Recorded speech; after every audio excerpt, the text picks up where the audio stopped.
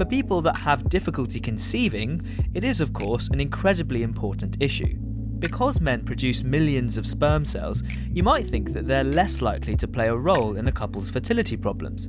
But actually, that's not true at all. Generally speaking, when you look at a population of couples that have failed to conceive without assistance and they've started to go down the medical route, looking at medical options, we generally see a fairly even split of male problems versus female problems, and that often comes as a surprise to people because far too long now we've considered fertility issues as been largely a woman's problem, and that isn't the case. I asked Allan to walk me through the process of how sperm are actually made. Well, sperm are made in the testicles, and the testicles hang outside the body in a bag of skin called the scrotum, and that is the sperm production site of males. The average age when a man starts to produce sperm is at about 13 and a half years old. It's a very early event in puberty. We generally think that it takes about 3 months to produce a sperm from start to finish. All sorts of things can go wrong during this 3-month window, so to get a clearer picture of what's affecting each man, Allan and his team have to look closely at the samples they provide. We look at a number of different parameters in that sample. We look at how voluminous the semen sample is. We like to look at how well and how fast those sperm are swimming. We like to count the sperm so we can work out how many sperm there are per unit volume.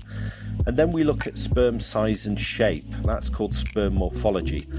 The more swimming sperm you have and the better size and shape they have, the better. So when we think about men's lifestyle factors, we have to think about the impact that they potentially have on all of these parameters, or perhaps one of these parameters. So if I have a beer tonight, then will that affect my sperm? Alcohol's an interesting one. There's a lot of literature written on this, and sometimes the answer's a little bit contradictory depending on how you ask the question.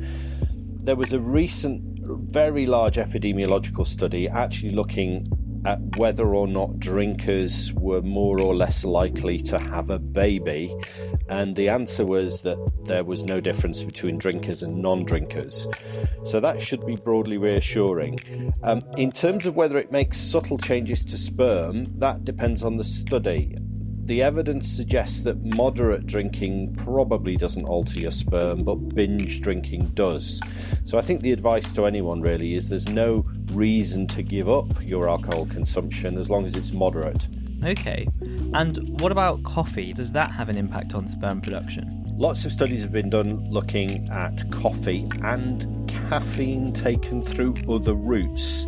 So caffeine is probably the worrisome thing in coffee, but you can also get caffeine from carbonated beverages, fizzy drinks, that kind of thing.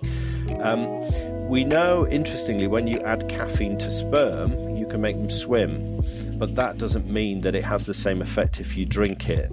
A tiny hint that high caffeine drinkers probably take longer to get a baby than people who don't take caffeine through whatever route, but I don't think the difference is so great for it to be a concern. Right, okay, so coffee and alcohol don't really seem to have much of an impact. Are there any other aspects of lifestyle that we know do affect sperm production?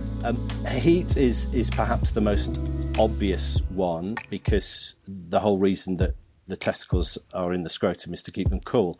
So that can manifest itself in a number of ways. So we know that men that work in hot environments less fertile than men that had other occupations.